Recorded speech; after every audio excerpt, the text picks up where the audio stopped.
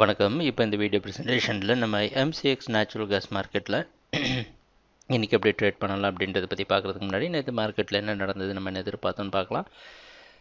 நீங்கள் பார்த்துருக்கிறது நேச்சுரல் கேஸோட 7 நிமிஷம் கேண்டில்ஸ்டிக் சார்ட். இந்த கேண்டில்ஸ்டிக் தான் நேற்று மார்க்கெட்டோட ப்ரைஸ் ஓப்பனிங் 187.3 பக்கமாக ஓப்பன் ஆயிருந்தது.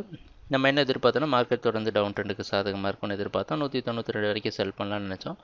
ப்ரைஸ் ஓப்பன் ஆனது மார்க்கெட் சைடாக மூவ் ஆகி 190 2 முறை ரெசிஸ்டன்ஸ் எடுத்து மார்க்கெட் தொடர் சரிவை கொடுத்து நேற்று மார்க்கெட்டில் புதிய லோ கிரியேட் பண்ணி 186.5 க்ளோஸ் ஆகிருக்கு.